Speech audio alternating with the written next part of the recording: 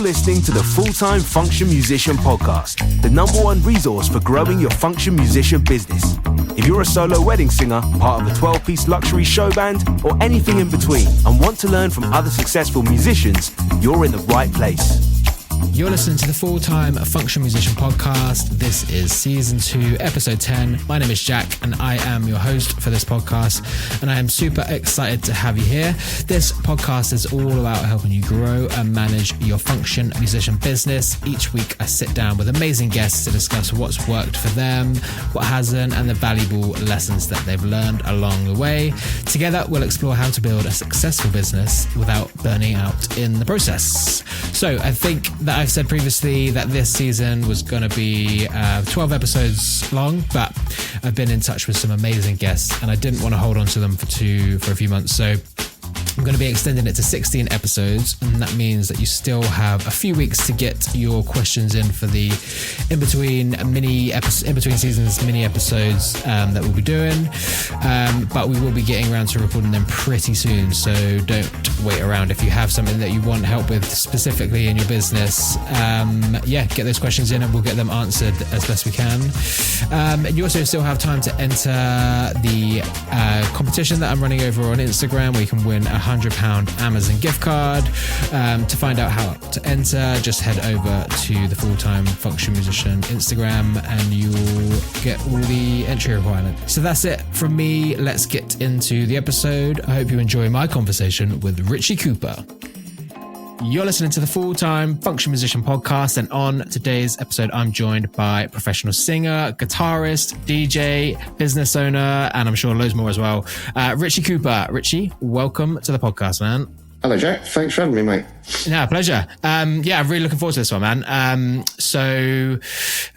We were actually introduced by Ian Marks, who was on the podcast at the end of season 1. And he basically said that your band Happy Hour are killing it and that I definitely need to speak to you.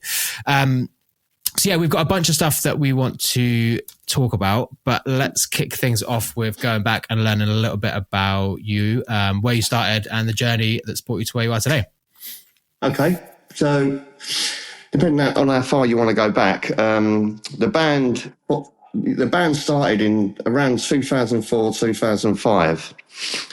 We originally started as a 3-piece, but it wasn't doing the covers that we do now. Like we basically, it was me and a couple of other friends called Joe and Adam. We was all in punk bands, and like we was like on the punk circuit, and we just kept on doing gigs together and all that sort of stuff. Is this as an originals band? Yeah, this is like all original stuff. And we just sort of loved the same sort of music. And then we decided to do some punk covers of like old songs, a bit like Gimme Gimme's sort of style. Yeah. And we really enjoyed that, but realised that there's no money doing that. So we decided to start just doing like traditional covers with our own kind of twist on it. So we still got that pop punk sort of vibe to a lot of our stuff. Yeah. Very guitar based, loads of harmonies and things like that. We started that back then, and we started off doing, I can't remember the name of the agency now, but they had all of the walkabout pubs, like the Australian themed pubs. Yeah.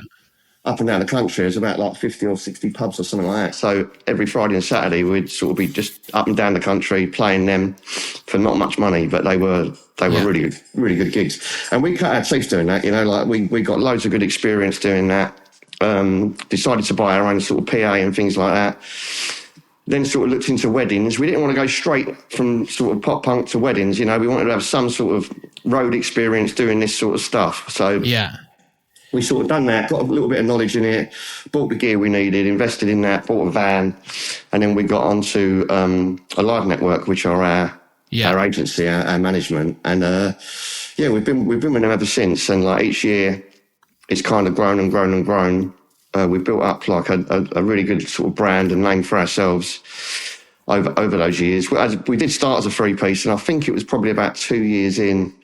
We changed it up and went to a 4-piece because the 4-piece were basically 4-piece male-fronted rock and pop bands are the most booked statistically. Yeah. So we was like, well, let's just tick a few extra boxes. Plus, it's one extra person to drive, what I mean, like stuff like that. So it was kind of a no-brainer. Although when you get hotels, it's a problem because then you've got another person in a hotel.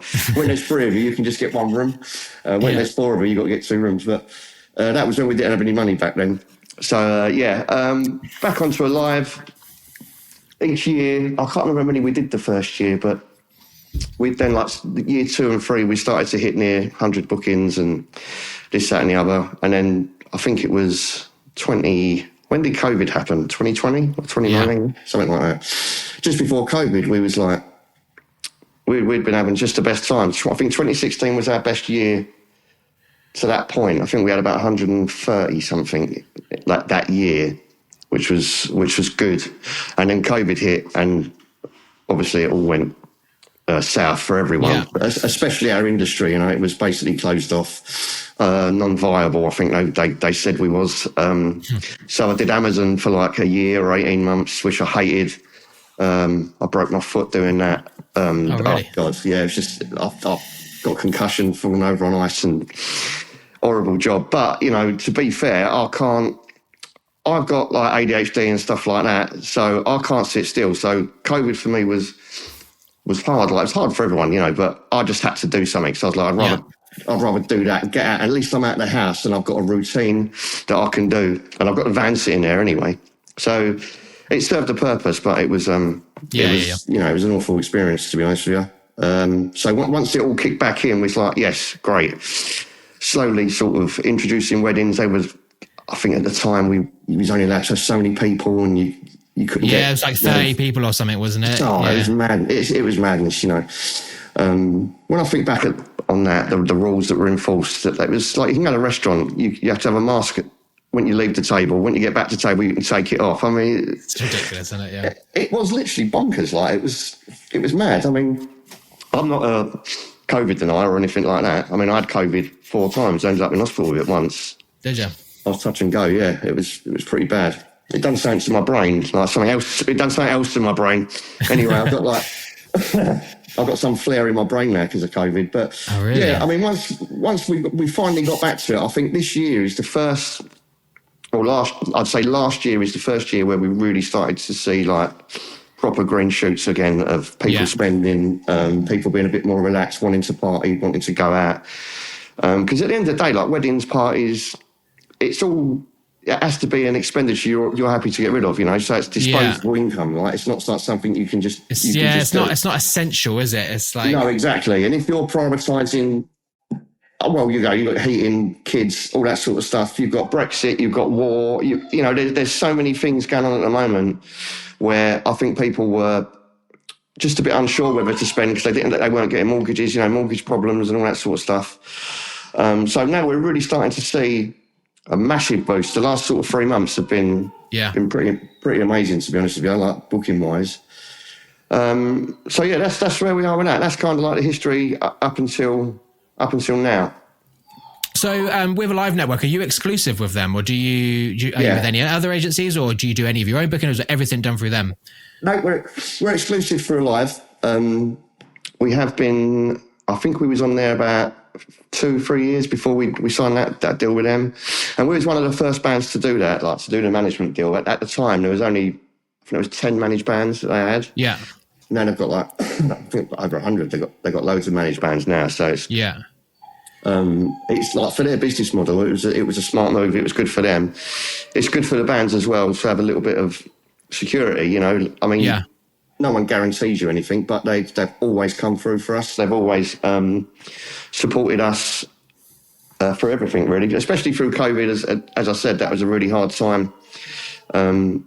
Everyone managed to keep their jobs there, which wasn't easy, you know, but the furlough helped with that. And so, yeah, they're really good. They're, as I said, really supportive. All our promo, we've just recorded some new promo, actually. We've just done a new video shoot with Adam Horsman from Dead House Productions, Beach House Studios, which has been really good. That's coming out soon. We've got a 7-piece, 8-piece version of the band, DJs, saxes and stuff we're sort of adding on. We're just finding like there's loads more things that people want now. Yeah. So rather than them booking us, then going and book all that, we're like, look, we can offer this package now. You can just book it all in one place. It's less hassle. It's slightly less money. And you can see exactly what you're going to get on a day. Yeah. through the videos. So we're finding now people just, sax players are the most popular without a shadow of a doubt. It's interesting. Honestly. You said that fact, or that statistic, sorry, about 4-piece male-fronted bands are the most popular. Yeah. Is that come from like a live network with like, they must know some sort of insight like that? Yeah, that's through their, like all their stats and, you know, that's all the really stuff interesting that they've done. Yeah, they definitely was the biggest thing. That the landscape has changed so much, like since we started this. It really has. I mean, the way people book bands, the way you sell yourself, expectations, everything has changed. And I think DJs and sax have really gone up, like for bookings, because although sax players are really expensive, and I'm not saying you're not worth it for a minute, but for sax players are super expensive because there's not that many of them, you know, of the standard that you want or offering the acts that you want, so they can kind of command a little bit more money, which is great for them, you know. But I think they're more affordable for people than a band, and if you're looking for a really good vibe in the evening, then to have the band, the sax, the DJ, bongos, all that sort of stuff in the same place, you're ticking all the boxes. Because I mean, I think if you've got sax and DJ all night, that's going to annoy people. You know, if you've got a band all night long, it's probably going to annoy people. So if you sort of break it up, hour of the band, hour DJ, sax half hour, band for an hour, all of them at the end, something like that. Yeah. You're ticking all the boxes there, and you're giving people a really good sort of experience as well on the day. Which is important, you know. Yeah, so I mean, would you say that's like one of the reasons maybe that this year's gone so well then, or is it just because you're now offering all of those things, or have you kind of always offered those things? We've always offered them. We haven't always offered them. We've done it since COVID. We've kind of started doing different things, but we've now really the last sort of year, I would say, we've started to really focus on putting together actual packages that we can explain, sell, and visualize. People can see them, they can hear them. We're doing like roaming packages now and stuff like that, which are popular for the afternoon stuff at weddings or corporate events. You know, we're quite, I don't want to say silly, you know what I mean? We're a very relaxed band, you know, so we like to have, fun. We engage with the guests and all that sort of stuff. Yeah. You know, we take the business very seriously, but we don't take ourselves very seriously. You know, we're up for a good time, really. That's our whole sort of, our whole brand is just letting loose and just going for it. You know, that's what we try and do every wedding or every party that we do. Yeah. I think that does translate. You know, that's why people book it. Like if you go on our Instagram and stuff like that, we're quite sort of on the social side of things. Yeah. I saw you've got like 50k followers on Instagram or something like that. I saw. I'd love to just touch on that brand stuff a little bit. So I feel like you do have quite a clear brand. Like it shows exactly what you are when you look at your social media and videos and stuff like that. Does that come from you, or is that management like pushing that as well, or a bit of both? Yeah, I'll do all that. I mean, when we started doing the weddings and stuff, we got like a Canon 5D Mark II, I think it was, it was, and we was like taking just gig photos, and then we were sharing them with the clients, because before that, it's good for our socials. At the time, it was just Facebook. We thought it's good for our socials, but it's also good for the clients, just something to give them, because they're not going to get their pictures back for a long time.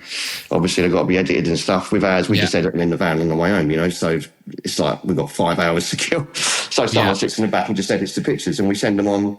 That became really popular, and we've kind of just expanded from that, really, where now, we've got loads of cameras now. We've got like Sony AX cameras and, you know, all sorts of good stuff, 360 cameras that we use at gigs. We try and capture as much footage as we can. Each event we make just a short video, which is content for us, which we can use. But also it gives them something like a snapshot of the night before, if you like, that we send them the day after or something. And that usually goes down a treat when they're all sitting around breakfast, you know what I mean? They get a little video pop through. They can all sit there with their hangovers, just sort of looking at it going, oh God, did that actually happen, you know? But it's a nice touch for them, but for us, it's really, really important. We've always sort of had I'll kind of drive the whole thing. Like as I said, with the ADHD and stuff like that, my brain's just constantly in creative mode. So I've always thinking of things to do, executing things, trying to push the envelope. I'm just trying to improve what we can offer, and sort of enrich our service as much as we can. And I'm looking at every gig. I'm looking at what's here that we don't do. If there's something here that we don't do that we could offer, I'm talking to venues. Do you want to work with us? Can we get on your suppliers list? For the venues, I think it's a no-brainer to do that, because a lot of bands, it's hard to get, especially if they've got sound limiters and stuff like that. They're really difficult venues to play in, and we're completely silent stage. So we've got like Roland VAD drums, profilers, and all that sort of stuff for our amps. So the stage is silent, so we can be as loud or as quiet as we want. Where other bands, if they roll in with Marshall stacks and is that a more recent thing? I've noticed a lot more people are doing silent stages now, or at least with amps and stuff. Like, it's definitely been an issue. I'd say the last sort of, probably just before COVID, it started. A lot of the venues, basically every venue's got it now. So if you want to make your life easier and you want to sound as good as you can sound, then you need to really, really do that, because playing an amp on number one and having your drummer play with like hot rods or brushes. It's pointless, it's literally pointless having a band. The band don't enjoy it. Have you found that's like a selling point as well then? Yeah, definitely. It definitely was at first. I think it's more kind of just, as you said, it's more like just an expected kind of thing now. A lot of bands do it. We're all got in-ears and stuff like that as well. Yeah. So it's like, it's just better for us. It's better for our ears as well. Like when you think about, the older years I've spent in smoky clubs, like just literally full of smoke, 150 watts. I'm amazed I'm alive, if I think about it. Like the abuse that I used to go through back then, just standing in a room was amazing. I feel like, you'll probably be able to tell me better, but I feel like there's been a bit of a resurgence in like the sort of pop punk style bands for weddings like recently. Do you think that's another reason why Happy Hour's doing better at the minute than it maybe has over the last few years or something? I think there's definitely an element to it. Everyone's got a different expectation, different taste and all that stuff. I think with that 90s, early 2000 pop punk stuff, it's so nostalgic. And for people who are like in their 30s or something like that. They're the people getting married at the minute, Exactly, So I think God knows where we're going to be in the next 10, 15 years, because I don't know what's happening with music these days. Where are all the bands gone, right? So we don't know where it's going, but at the moment we sort of fit into that little niche quite nicely. Yeah. But I mean, we play everything, we do 60s, 70s, disco, we do like club classics, house stuff. We do loads of stuff, and we don't just sort of limit ourselves. But I think the general vibe of our band is definitely pop punk energy. That's what we're trying to get across, which we do manage okay in our videos. The problem with our recorded videos and photos, it's hard to capture any energy in a photograph. It's really difficult. Well, so you really need the videos to do that. And the ones that we do down at a live, they're brilliant, but they're more of like a radio live lounge kind of vibe where you're sort of restricted or wired in.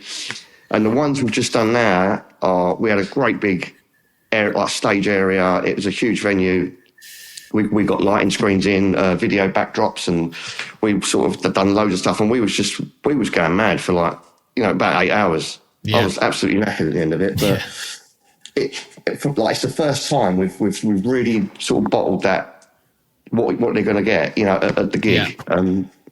And don't get me wrong, that's not going to be for everyone. Some of them don't want people all over their tables and jumping around. But that, I talk a lot on this podcast about finding your niche, and I feel like you've definitely got that. And when people find it, like that kind of band that they're looking for, they're going to book it straight away because that's what they want.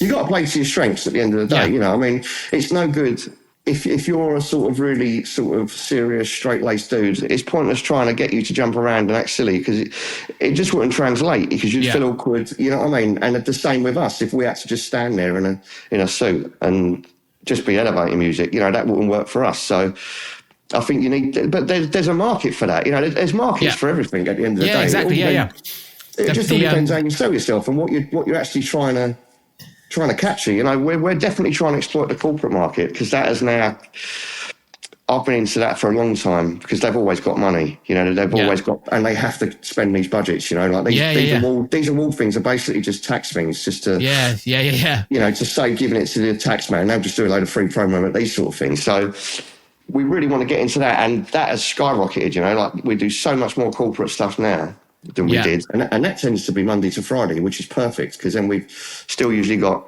weddings on the weekend. So for us, like the corporate stuff has been really good, and it's, you know, it's good money, and it's they pay straight away on invoice, and you know, they're easy to work with. They've usually got an events organizer that you deal with, and is that you dealing with them or your management? No, we deal the management sort of. They're up until the point of booking. They take the deposit, they issue the contracts, and then it's over to us. Yeah, which we prefer. I prefer to do that anyway. I've always been I'd rather talk to someone in person than via WhatsApp or, do you know what I mean? Whatever. I'd much rather do that.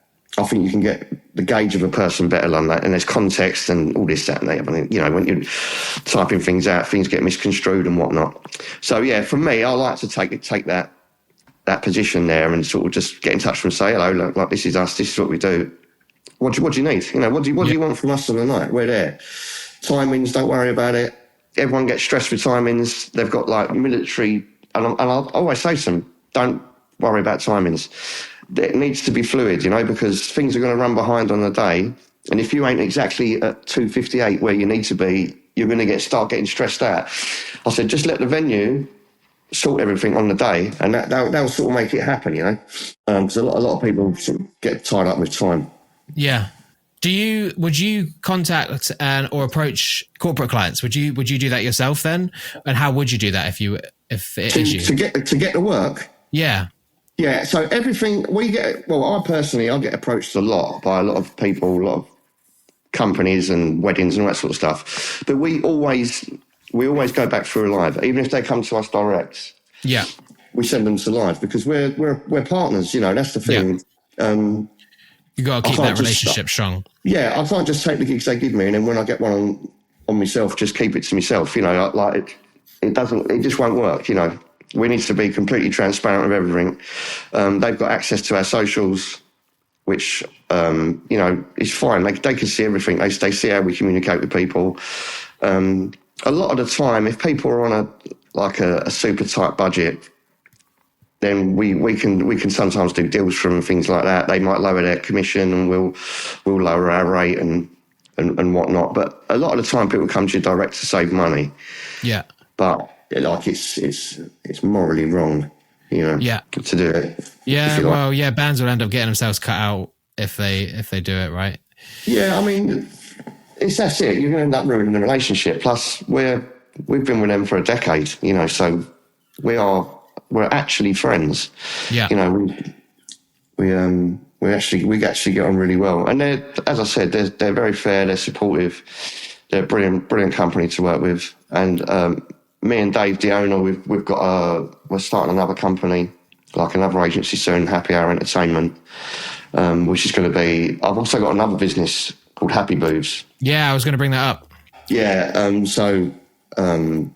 we do add-ons for the booths and stuff like that with the band, which works quite well. Yeah, I mean, well, let's just go into that for a little bit. What is Happy Booth? Explain that. Yeah, so Happy Booths, we hire equipment to parties like enclosed photo booths, magic mirrors, 360s, selfie pods, DJs. We've got all sorts of stuff, giant numbers and letters and things like that. That's been going since 2015. I think 2015 that started. And I started that as a side hustle, so Happy Hour. Yeah. So you were dealing with wedding clients, and you thought like, okay, I can sell more things to these people. Exactly that. I'm like, I've already got the client base here. I haven't got to go and get the work. It's already there. All I need to do is buy the equipment and then just say, look, do you want to add it on? I can do it much cheaper than anyone else because I'm already there. So that went really well, and then it just sort of turned into its own business, like. Yeah, really quite quickly. I mean, the first year was good, but then I started to advertise on Google and stuff like that, and I was spending a couple of grand a month on Google ads, like about 500 quid a week, something like that. So it weren't like enormous amounts, but it was a good budget. Yeah. And then I was just like, I was getting about 30 or 40 inquiries a day, I was just getting so many, I literally couldn't keep up with it. And then I ended up buying more equipment. So now we've got, I don't know, we've got probably 15 pods, we've got 14 360s, 6 mirrors, 6 booths, we've got loads of stuff. The 360s, are those like sort of stands where people stand in the middle? Yeah, and they spin around you. Yeah, Yeah. they're good fun. When you've had a drink, I mean. Yeah, I mean, I always see them on social media and stuff like that, so they must be really popular. They are, yeah. They're becoming more popular than the booths at the moment. We're hiring them out a lot. As I said, they're great fun. They're quite affordable as well. It's like less than 400 quid for 3 hours. That includes sort of set up and pack down and that sort of stuff. So it's pretty good. If you've got one of them at a party, and they can send all the videos, they can send it to their device in real time, through the sharing station, and I'll send them all the stuff afterwards as well. So yeah, it's good. I mean, I think those sort of things, photos and videos of a night, they're really important, because you want to capture that, you want to remember it. And there's a lot of pressure that comes with that as well. I always feel that about like wedding photographers, like what if their camera broke or they lost their laptop or something? I mean, what would you do? You can't go back and do it, can you? I mean, it's just a massive amount of pressure, and you got to really respect the fact that someone has probably invested their entire life savings or, best part of it in that, and people travel around the world to come, and, it's such a big deal. We don't look at things like that as like another gig, you know what I mean? Our gig number 4, each one is quite personal and individual. You've got to respect it because, as I said, they put a lot into it. And if you're chosen, you're lucky, because it's such a saturated market. Like, there's so many bands. The world's their oyster, and I'll be honest with you, they're all superb. Like, you go on there, like, you look at them and you go, these lads are just sick. Like, they're brilliant musicians, good bunch of lads. So the competition is fierce, it's really fierce. And I think it does come down to nuances, you know what I mean? So it's going to be like what they're into, what they want their party to be like, basically.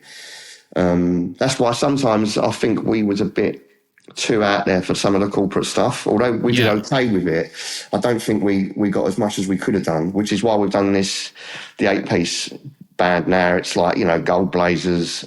It's a lot more refined, premium, we're not jumping around all over the place. We're just, we're vibing, which is, I think they can see, yes, they can bring a party, but they can also blend if they want us to. Because a lot of them corporate stuff is networking things, so they want to talk amongst themselves and stuff like that. And, we never take offence to anything, like, some people get like a bit stressed out about that. Oh no, I was dancing. Don't worry about it. It's not a dancing event, It's a networking event. You're just there to create an atmosphere so it's not dead quiet.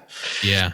And the band costs more than the DJ, which they can write off. So that's why they're happy with that. So yeah, I mean, every gig's different. You got to just sort of roll with it and adapt to each environment. Every venue's different.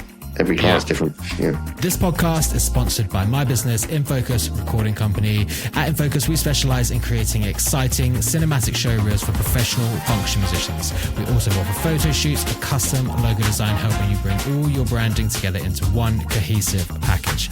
Whether you're a solo artist or part of a 12-piece luxury show band, having standout promo material and strong branding is essential to growing your business and booking more gigs. If you're interested in checking out some of our work and learning more, head over to infocusrecordingcompany.co.uk. Yeah, so we touched on this briefly before, that the industry's changed a lot over the years, but I wondered if you could just go into a bit more detail about how different it is from what it used to be. Yeah, I think when we started, it was, as I said, it wasn't as saturated. There wasn't as many bands. I think just before COVID, I keep bringing it up, but it was such a had such an impact on everything. But I think a lot of bands after that, I don't know, like a lot of them broke up during COVID because they had to go and get jobs, basically, just to survive, And once you've got a job, then it's hard to get back into the band because you've then got a diary of a year with nothing in it. And I think we noticed that probably about 2 years after everything come back, you was then, because no one got engaged during COVID as well, we noticed another little dip that sort of come along at about 2022, something like that. But now everyone's in love again and it's all great and they're all getting married and stuff. So everything's going great at the moment. But I think the landscape's definitely changed. Venues have changed. I think the way people book bands have changed, and what they expect from bands has changed as well. The sound, that's all changed. I mean, as I said, when I first started, I had a Mesa Boogie stack. Our drummer had a double kick, like Orange County drum kit. Like, it was just mental. My bass player had like a 10x8 SVT, you know. We had big par 64 lights that were like, they were hotter than the sun, you know what I mean? Like, you had to turn them off. You couldn't touch them for an hour after you turned them off, you know, because they was just radioactive.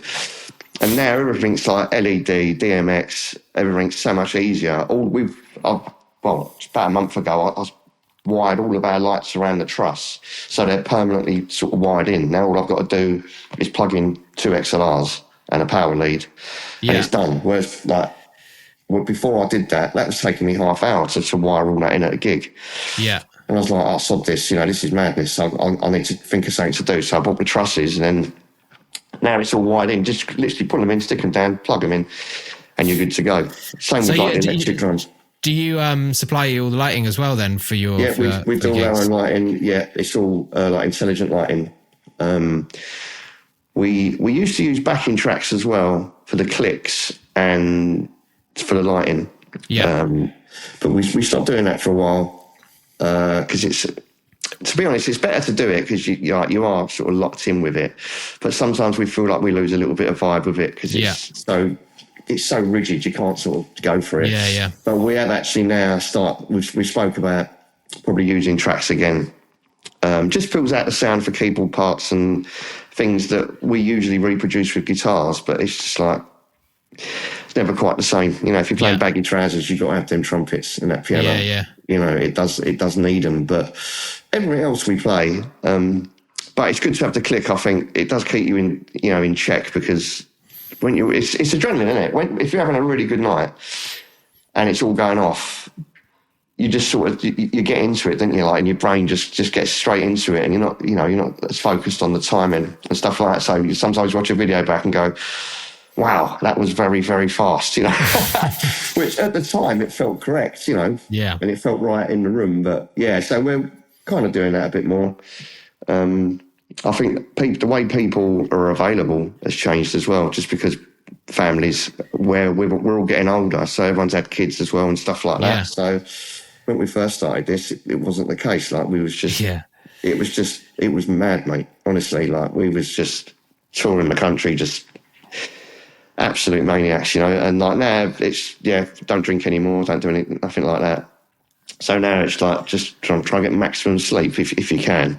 Yeah. And during the summer, it's pretty much impossible, you know, because you just do a gig and then you pretty much, especially if you've got an afternoon set the next day, miles away, you've got to be there at like 12 o'clock or something. So then sometimes you've got to drive through the night, just go straight to a wedding, or you only get a few hours. Then you've obviously got a long day again. So yeah, I think it's definitely changed though, the way people are available. We've got we always used to have like a rigid lineup, a rigid band, where it was the same four members, and we really struggled to sort of make that work as a successful business, because it's so limited to what you can do with availability. If someone's not available, then you can't do the gig or this, that, and the other. No one can ever have a holiday. You can't be sick. You know what I mean? All that sort of stuff. So over the years, we've used Deps and stuff, but they're kind of like, they're almost all original members, because they've been with us since the start, you know, all these guys. And there's about 15 of us, I think, something like that. Yeah. Which we've always used for sickness and rotations and stuff. But now we've opened up our diary now. So we're like, look, we've got 3 actual lineups here that do exactly the same thing. Got all the same gear, same set, everything, same PA, whatever. So now we're able to offer sort of 3 bands on the same date, which has been really good, and that's been a fun experiment. You know, that's really taken off. We was like, we give it a go, see how people, you know, might put some people off. Mm-hmm. We don't know until we try it. It's not like a scratch band where we're just taking a gig and sending anyone who's available. It's like we're all actually a family of musicians, if you like.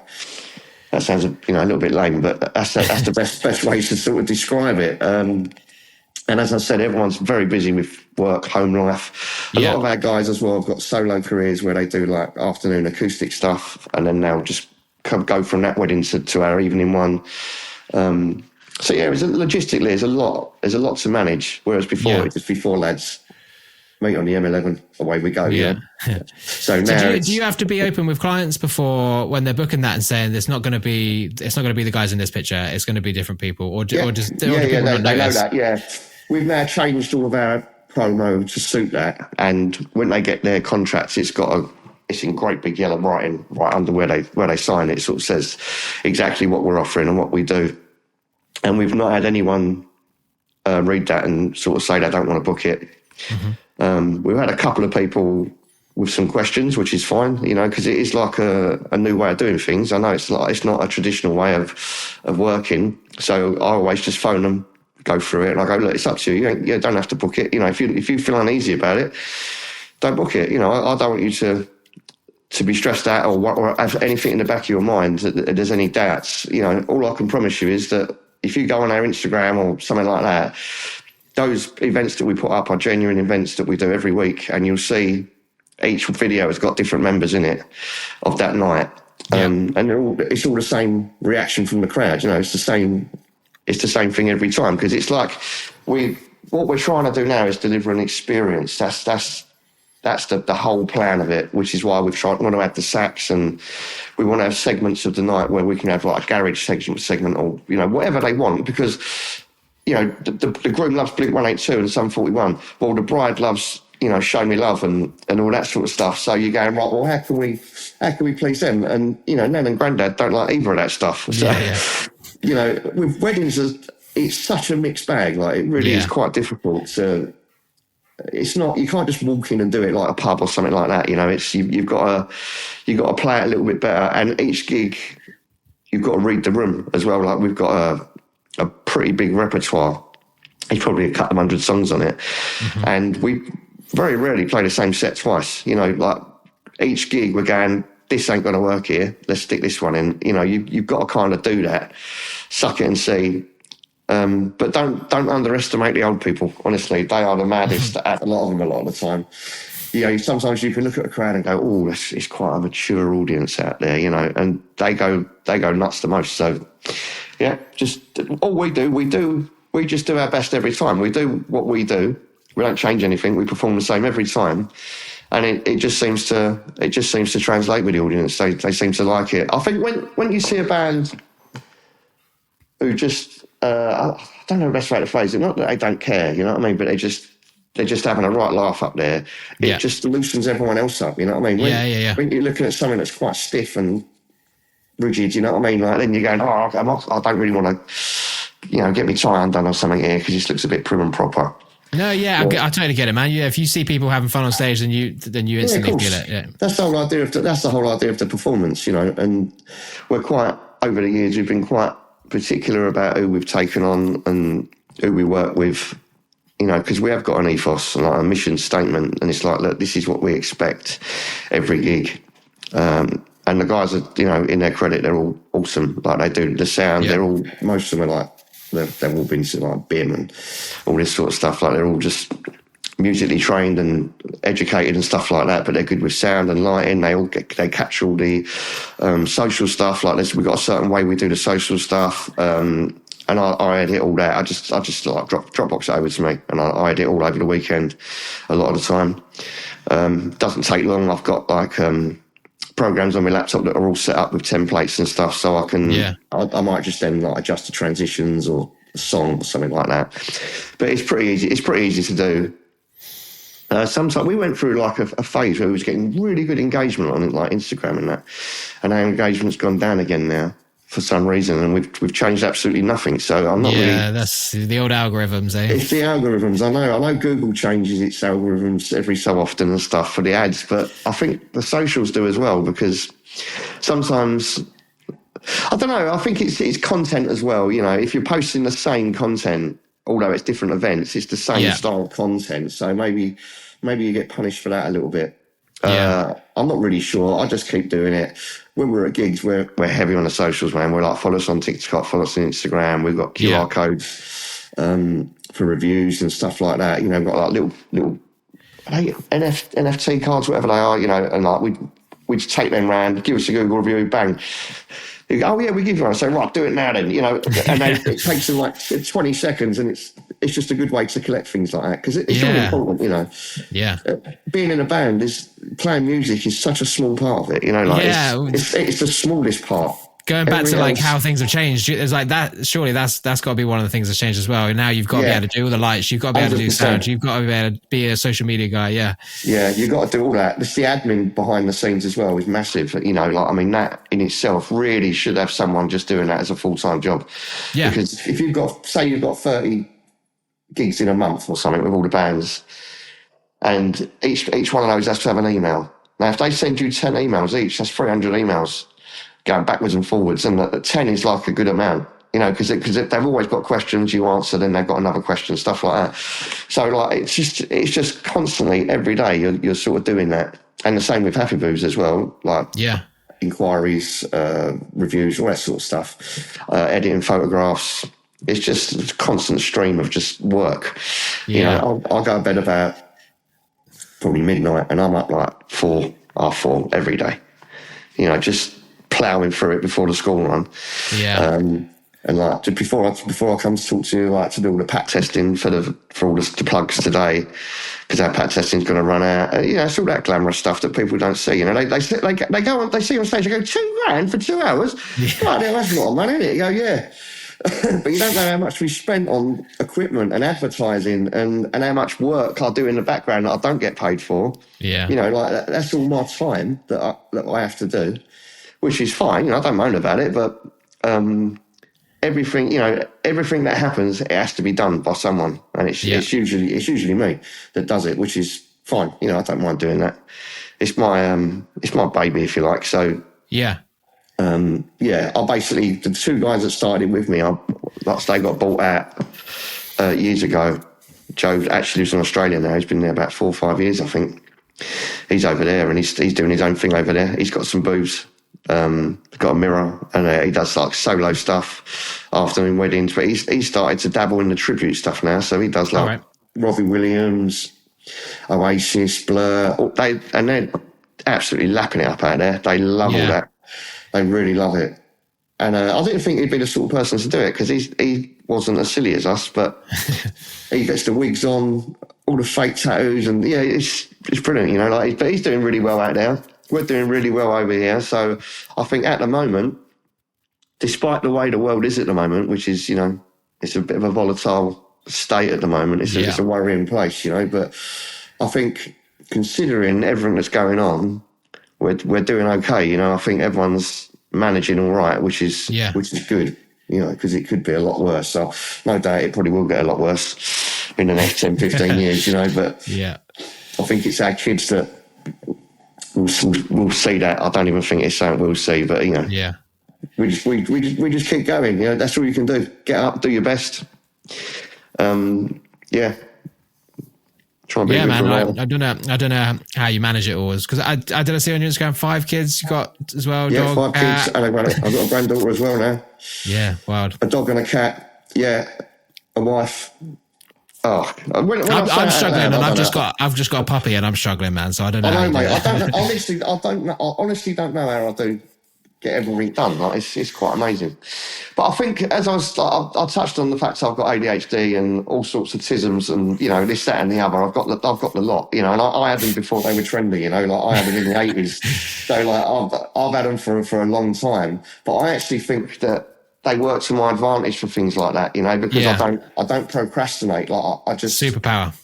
It's just impulse, you know what I mean? everything I do goes right back, and I'll do if an email comes in, I answer the email. You know what I mean? Like I don't let them pile up, because then you get overwhelmed with a massive inbox. It's like, oh my god, I've got 25 emails now, and you know, I just can't be doing it. So I do a lot of stuff. Phones. That's one thing that I've noticed. Phones. When we first started this band, like my mobile was like, you know, it was massive, and it had Snake on it. You know what I mean, and stuff like that. Like it was, you couldn't do anything. You'd have to be with a really good Wi-Fi connection, a good laptop, and all that sort of stuff. I do everything on my phone. Like I run two like big businesses on my mobile, basically. Yeah. A lot of it's done on laptop, but I do loads of it on the run while I'm out. I can do invoicing on there. I can do client stuff on there. I design all my screens for my photo booths on here.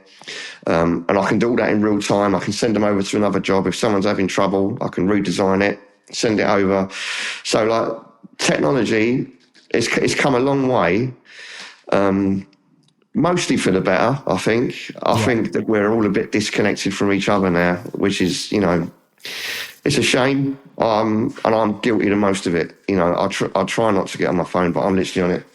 Every second I'm awake, I'm on it. Even if I get up for a wee in the night, I look at my phone. Yeah.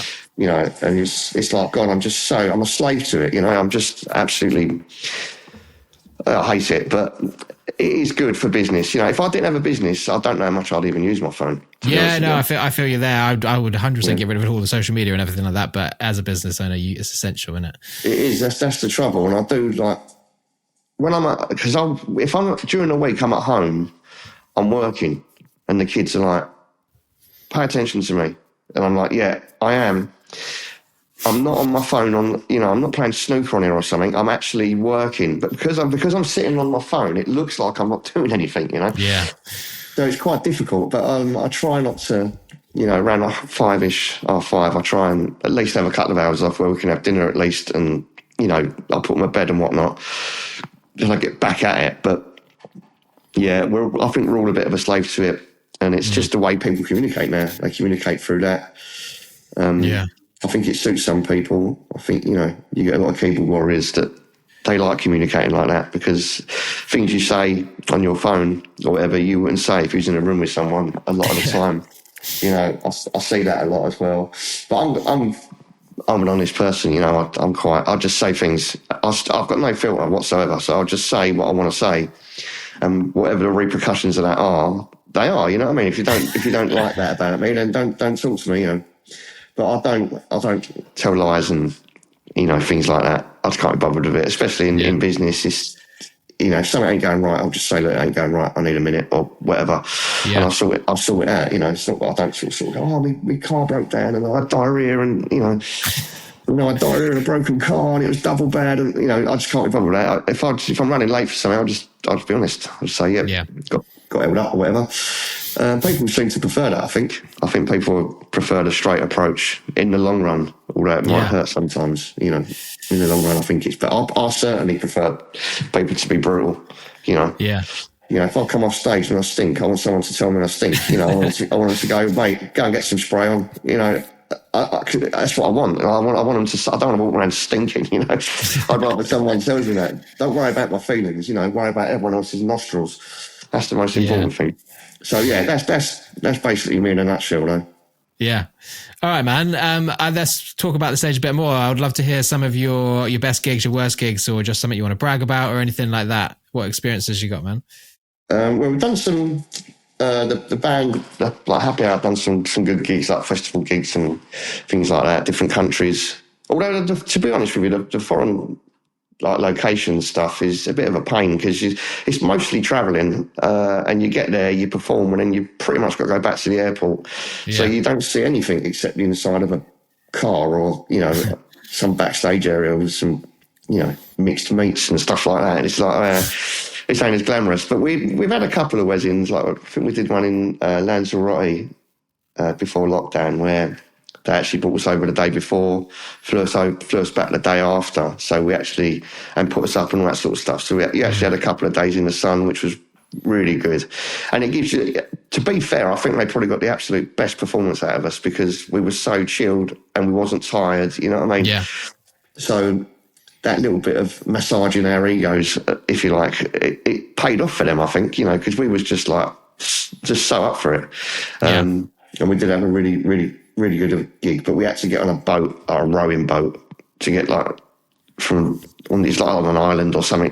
They'd booked like this little bit of an island, and we had all that gear in the boat, so that was a bit weird. But yeah, that sort of stuff, like the international stuff, is fun. Festivals are fun. With the original stuff, done quite a few bits and pieces. Opened up for some good bands. Opened up for McFly once in Southend. What else have I done? Yeah, I've been to America, like LA, did a tour of LA and places like that with the original stuff. But I don't really get to do any original stuff anymore, unfortunately, because I just haven't got the time for it. I just haven't got the time, and it's always a labour of love, isn't it? Where you just I suppose the money wouldn't be there either, so it's more. No, there's no money in it. The songs are awful, you know. I mean, like, it's terrible. Right? I mean, it's only people in their own band like their own songs a lot of the time. You know, that's the thing. Again, it's niches and nuances. You know, it's what you like, whatever floats your boat, and everyone's different. But I think being in a band, in an original band, definitely, it's more about being with your mates and just having a night out rather than. I think if you're trying to actually do it to make a career out of it, I just think it's so difficult. You know, even today with all the, probably even more so today, because there's so many ways you can get yourself out there, and everyone's doing it. Everyone sounds good. You've got like bedroom producers who you listen to it and you go, that sounds amazing. How have you done that in your slippers? You know, like it's mental. And they're doing it all with plugins and stuff like that. You know, I went to Abbey Road to record something, like a session thing a while ago. Everything they did was plugins through the box. You know, I'm looking at all the Apple. They got like Fairchild compressors for like 60 grand, just covered in dust.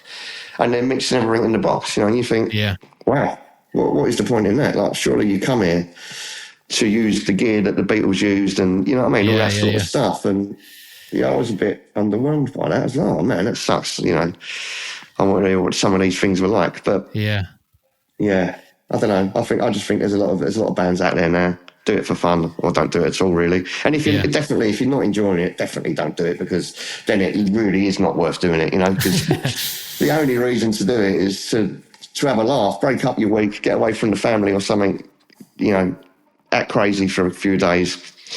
I know people that are still in original bands, and that's brilliant. Like I played in a band called Mike TV, and they've gone back to being Pickle Dick now, which was their original three-piece lineup, because I dropped out of that. Like, I couldn't do anything with it. But they're still doing it, man. They're still in the van. They've got the same amps, you know what I mean? Like, and they're having the best time again. They're having the best time doing it. Like, the gigs are sort of banged out. That's the other thing, like, doing original stuff. You know, it's all right if it's a really good gig, but a lot of them, you drive up to Sheffield and you're playing to two blokes and the sound guy, you know, and it's like, oh, God, why have I done this? That's a good thing with weddings and stuff, you know. At least you know there's going to be people there. Yeah. So you've already got an audience, at least, which is good.